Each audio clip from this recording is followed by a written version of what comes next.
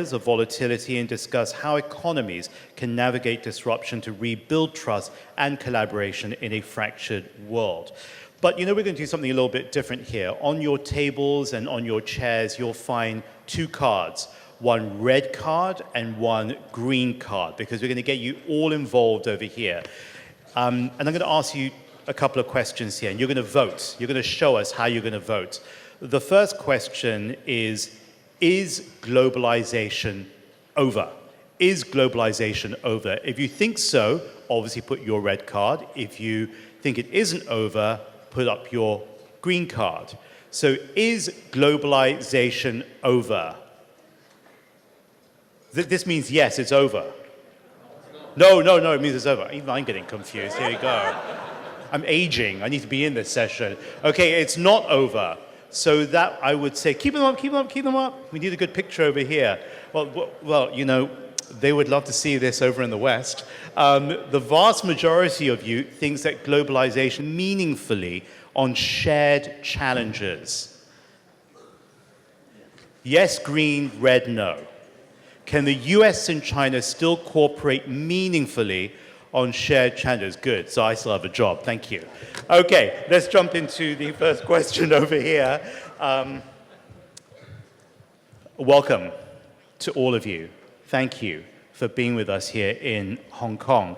First of all, let's just start off with any of you. What's your reaction to how the audience voted? What's on your mind today? Ambassador Barshefsky. The reason I held up two cards on the question, is globalization over, is that globalization is under extraordinary stress. And that stress can move it in directions that are unexpected and undesirable. And the degree of stress, part of which is due to the United States, which has become somewhat disinterested and antagonistic to globalization. Part of which is due to China and some of its actions, which are aggressive and not consistent with multilateral globalization, lead me to question how secure our base is for globalization. And I say that with deep regret as someone who believes that a globalized future is absolutely for the better for all countries, provided we understand that benefits need to be shared. Okay, Professor Wang, you've heard the question, you saw the way people voted, you saw a flood of green cards go when we asked whether globalization is over. People here don't believe that. What's your reaction to this, and what other thoughts do you have on this beautiful morning here in Hong Kong? I think globalization is not over in the sense that it is deepened. Globalization is, to me, is what we call historical inevitability. It is not going to be stopped, but it will be disrupted. And some people are happy with globalization, like myself, because I can travel around, but many people don't have the chance to travel around and to benefit from globalization. Even the so-called illegal immigrants, they benefit from globalization, and they have setbacks. They probably will come back to the original place, and then they will travel again because they are able and they have resources. So I don't think globalization is over, but I think that it's met with many, many more problems.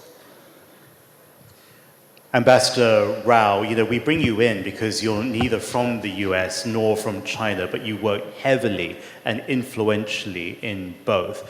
You're an extraordinary voice. You're not just a diplomat. You've got 1.2 million followers on Twitter who followed you avidly. So whatever you say here, they're bound to react. So what are you prepared to say up here on the stage? Thank you, James. The very fact that I'm on X is, I think, an expression of globalization. To answer your question, Globalization today, I don't believe has ended, so I would agree with all of you who voted in favor of saying there is still some validity about globalization. I would rather assume that globalization has splintered in many ways that we did not expect. But coming from India, and a country of 1.4 billion people, a huge country like China, I think globalization is vital for us. It's crucial for our future. And it's important that we stay engaged and connected and give and receive from the world. So globalization, I would say very much, needs to be kept alive. Perhaps it's in therapy at the moment. Perhaps it's in therapy at the moment. That's a good T-shirt slogan there.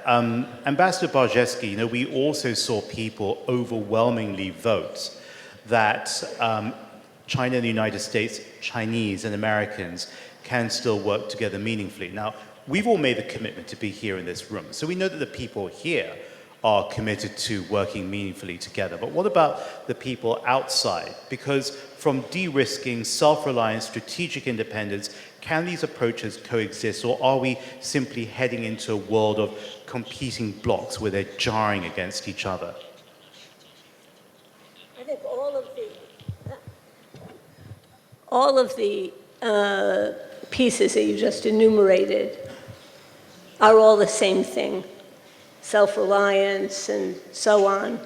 This is all national security related. You want to be self-reliant if you're concerned about national security. You want to ensure that you have the means, the independence to protect yourself. That's all national security. And the interesting part about that is that the old GATT system, the forerunner of the WTO, recognized that countries needed to maintain national security. And they recognized that by having a series of rules embedded in the GATT, which is continued straight over into the WTO, which are a little bit vague, but narrow, and have generally always been applied in good faith by countries, because we all understand that national security concerns can overwhelm everything else, including economic issues. So what's happened now? What's happened is that the rules that existed were never actually intended to handle a situation of the kind of flux we're in now. Those rules assumed we were converging, but instead, major powers are diverging. And the rules weren't intended to, and are not able to, bridge those differences. And this is the danger that we have now. And so you have this huge competition between the major powers. And unless the powers can get together and understand that this becomes very self-destructive competition, we're going to continue to see this kind of divergence become almost embedded, which is very dangerous and not desirable. What I'm hearing is that you're saying that the rules that were constructed then, perhaps even as long ago as 80 years ago, are not fit for purpose. Correct. Does that mean that the rules need to be updated now, or did we fundamentally get it wrong 8 decades ago in having this architecture that simply was only good for its time at that time? You have to have something around the notion of national security. No country, big or small, rich or poor, will sacrifice their national security for any other purpose. That's the meaning of leadership. It's the duty of care a leader has to his or her country. It is what people expect.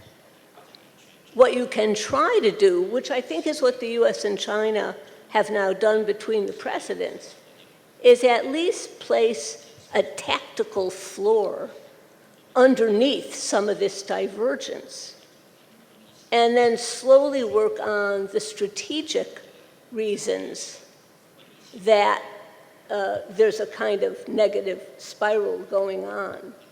And those strategic issues are very difficult, but at least if you have a tactical floor, you have an arresting of the downward spiral, and that allows for progress along the way. But this is very difficult, and the issues are very difficult. Professor Wang, I want to link this thread of conversation to you because increasingly the world feels that it needs to pick one side or the other in this global playground, this global contest, that it can't be friends with the US and China at the same time. Does China contribute towards that dynamic and that feeling? I think you are describing an objective reality. For myself, I am siding with China, of course. But I think in the majority of global countries, most countries are siding with either the United States or China. But of course, they have various attitude toward the United States and China. We have to take country by country. For instance, people say in Southeast Asia, they welcome Chinese investment and trade. They welcome some sort of American security presence. They want to buy American weapons. Some of them seek American security guarantee, like the Philippines. But this is not the case of every single country. The Filipinos are more aligned with the United States, not China, at this moment, but not several years ago. Several years ago, they were somewhat more mutual. And Vietnam is a very special country. It is relying on China's trade and investment, but it is also welcoming US investment and trade. Cambodia is moving in the same direction. And Burma, or Myanmar, is isolating itself. It is not getting along with the United States. It has some problem with China. For instance, internet fraud. Some people are not behaving very well in their country. I'm talking about some Chinese citizens not doing good things there. So it is very difficult to generalize the attitude of other countries. Pakistan is a very special case. It is what we call an all-weather strategic partner of China. But it also is having a good relationship with the United States. A Pakistani leader just went to Washington, D.C. and said many good things about Trump, Donald Trump himself. And he says he welcomes Trump if we can get a Nobel Peace Prize. And then the Central Asian states, they are very good in their relationship with China, but they also went to the United States to say good things about Donald Trump. And so this is the majority, especially the global South countries. I don't know very much about India. I think Ambassador Rao will say more about that. I cannot say on behalf of other countries, but there are countries who have closer relationships with China or the United States. For instance, Great Britain, of course, is closer to the United States than closer to China. And Japan now is closer to the United States rather than China. It has some more difficulties in managing its relationship with China in the last few days. And it's a strategic and military ally of the United States, but it also has sizable, very meaningful economic interaction with China, so it cannot be overall an American ally without thinking about China or its connection with China. So, and there are other countries that are hesitating. They are not very sure, but I think the majority of the countries are not like the Cold War years. They are not siding with one great power or the other. They don't have to choose. Or if they want to choose, they say, we choose both the United States and China in our partnerships, in our economic relations, even in our security relations. And this is a good thing. That means the world is not divided by the two countries. Even the United States and China are most powerful countries in the world. So this is not what we call the bilateral, bipolar world. It is multipolar. And some people say, in other countries, I heard recently, they said the world is multi-aligned. More countries are aligned with multiple powers. They don't want to take one side or the other. Well, you know, sitting up here is wonderful because I can see all the expressions on your faces. And Ambassador Rao, you're sitting there with pursed lips. So rather than ask you a next question, I think you may want to react to something that you just heard. We were talking about China, we were talking about India, talking about Pakistan, the region, of course.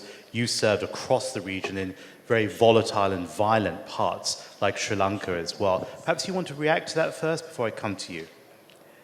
Thank you, James. And if I may be given a little permission to depart from what you just said, because we're here to essentially celebrate circles for peace.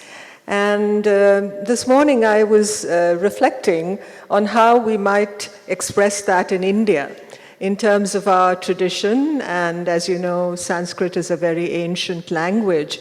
And what the circle represents in our tradition, and I think that applies to the spirit and the thrust of your conference here, is a symbol of wholeness, harmony, and protection.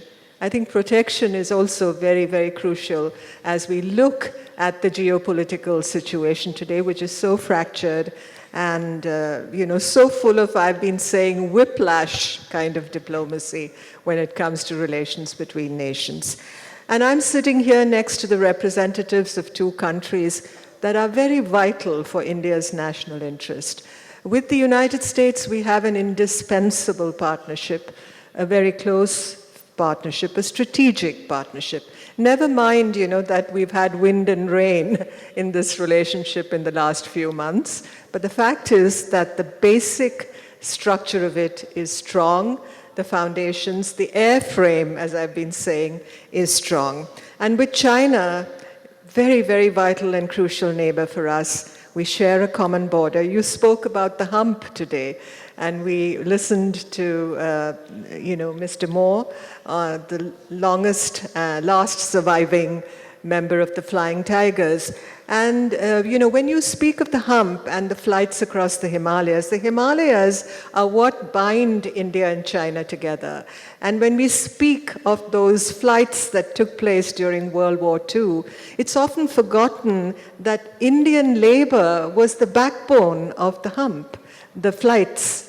Indian mechanics, Indian workers serviced those C-46s and C-47s when they turned round and flew back into Assam. And I think that must not be forgotten. So we work together, India, the United States, and China, in fighting the forces that were arraigned against us in World War II.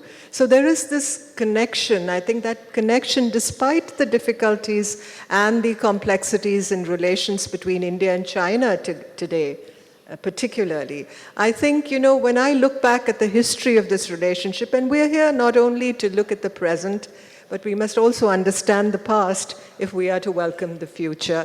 And India and China really together sat down 70 years ago and devised and conceptualized the principles of peaceful coexistence between nations.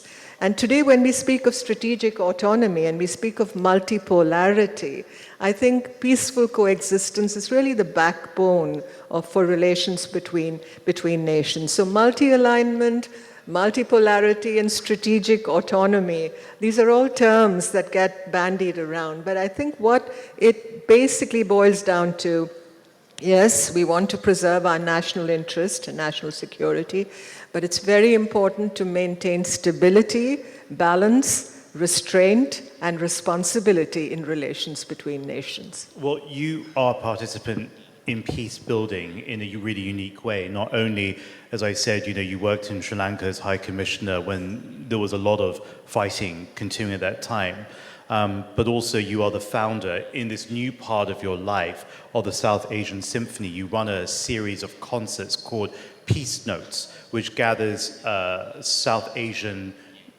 of descent musicians, and they come and perform. They're performing again on the 29th of November in your hometown of Bangalore. In fact, we even have a Chinese musician in the orchestra.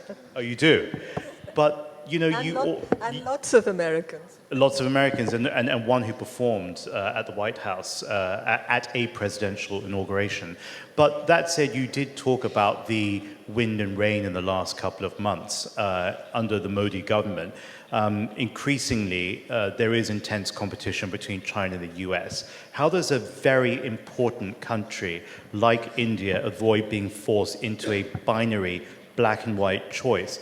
Is the goal to maintain strategic autonomy or to actively shape a new multipolar order where such choices are not on the table?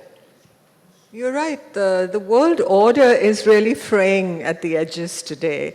And the old maps are being torn up. The old strategic maps are being torn up.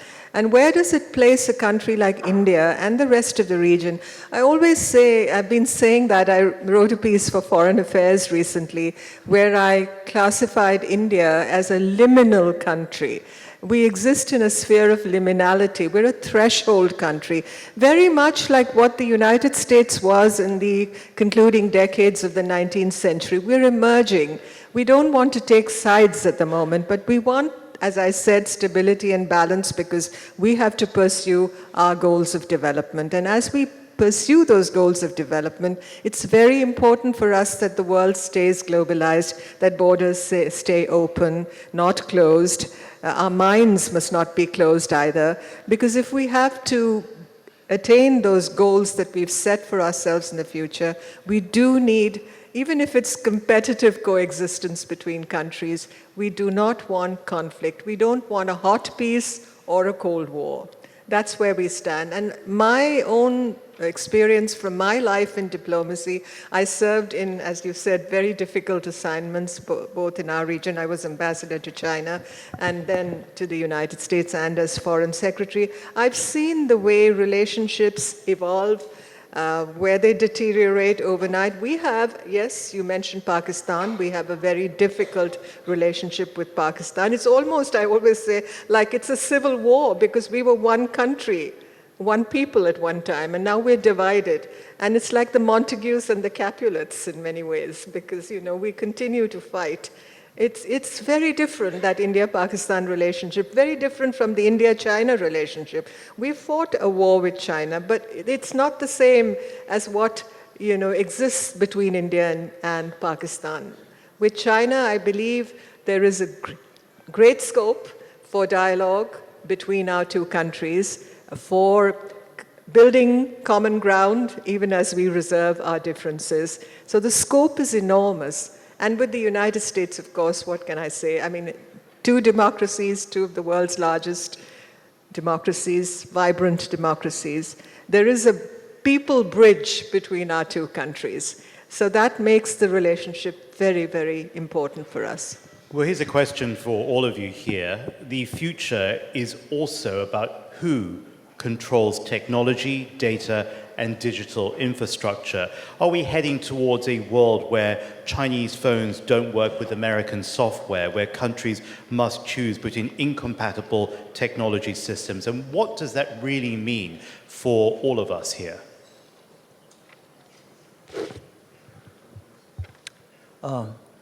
I'm not good at technology, but I use technology.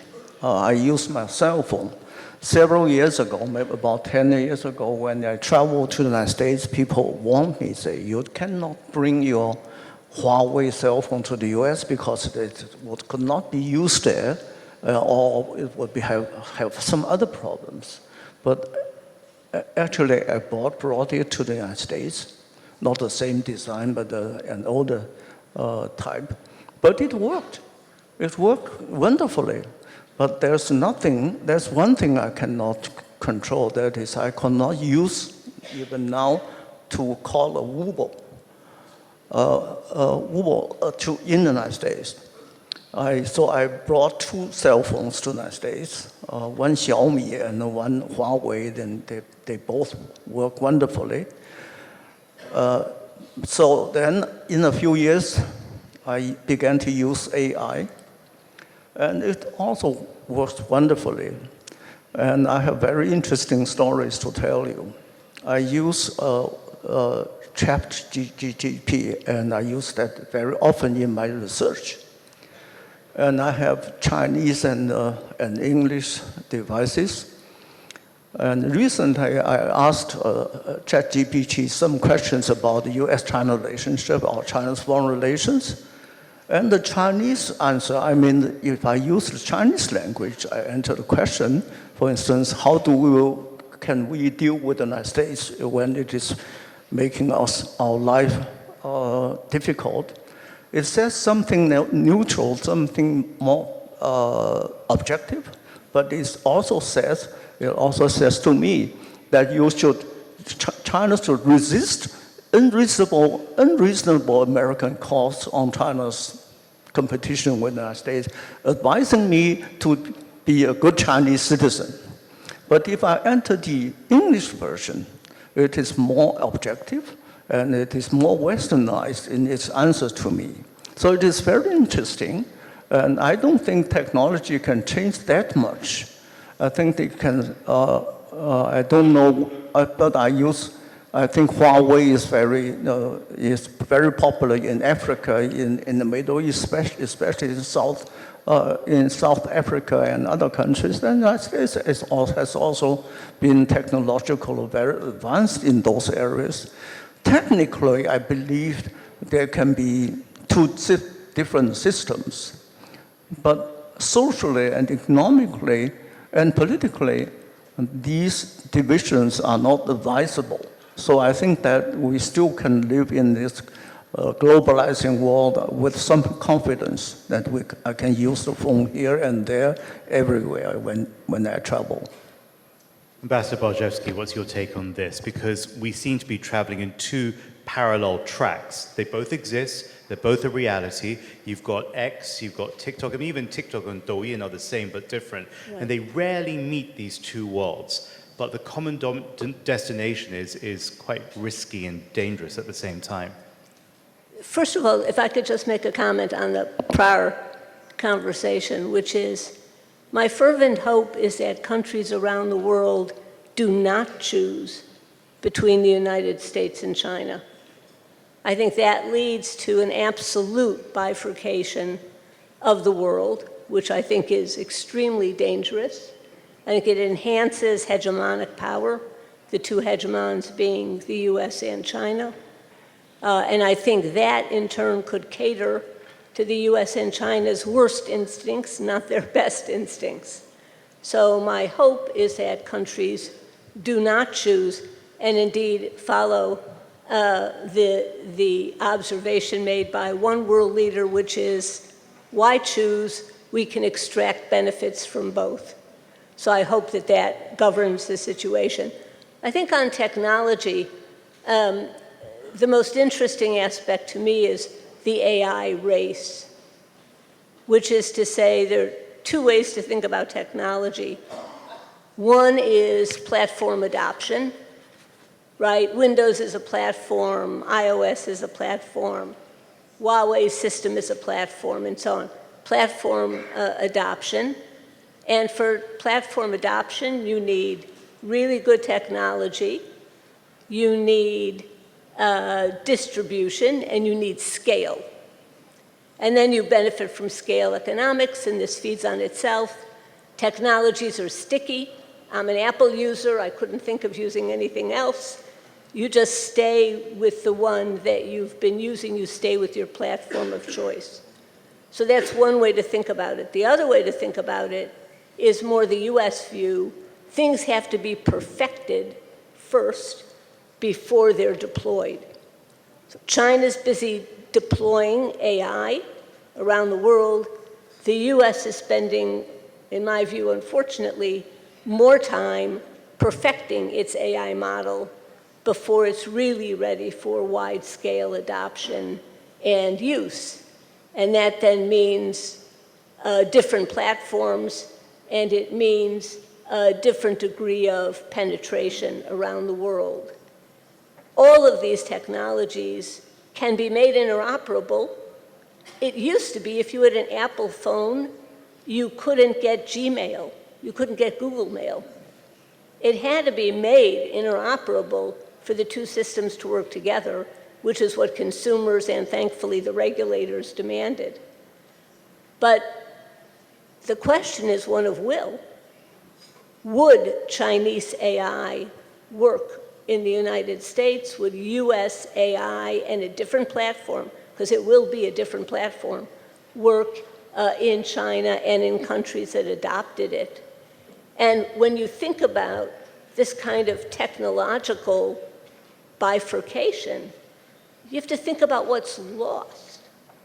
What's lost is sort of the mutuality of invention and of innovation, of education, of scientific discovery.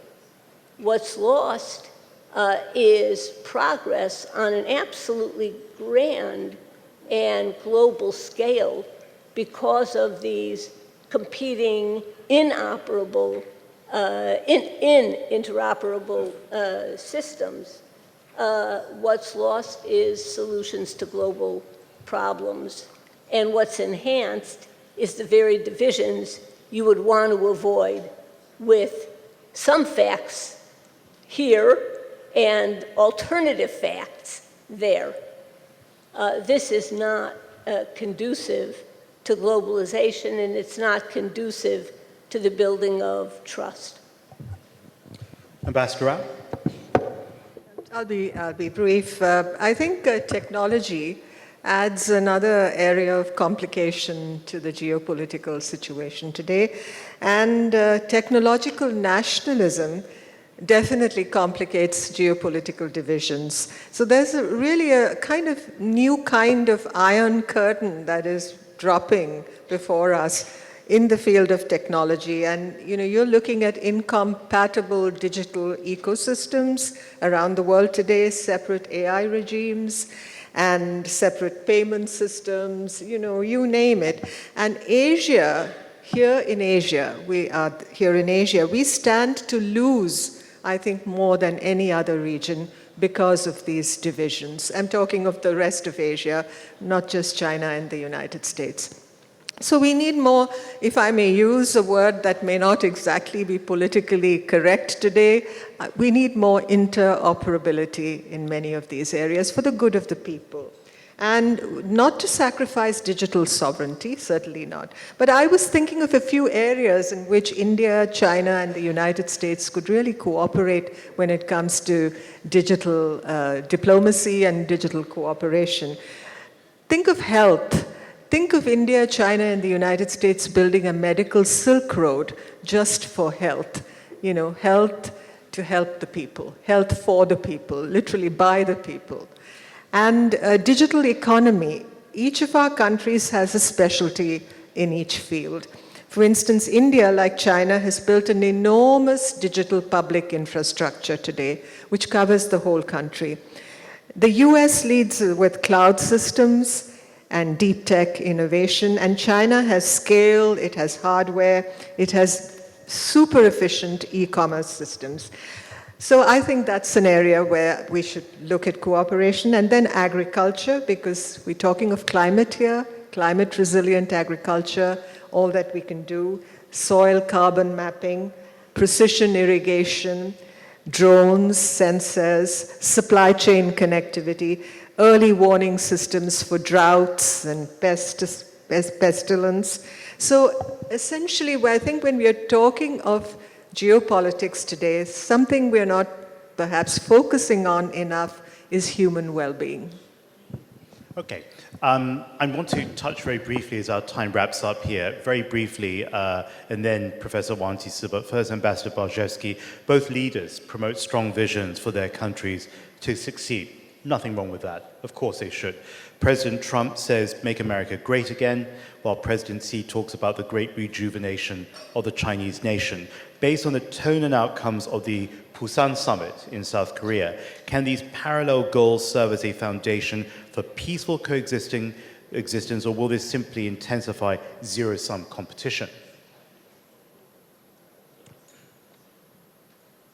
The problem with the articulation of these visions, make America great and China's great rejuvenation,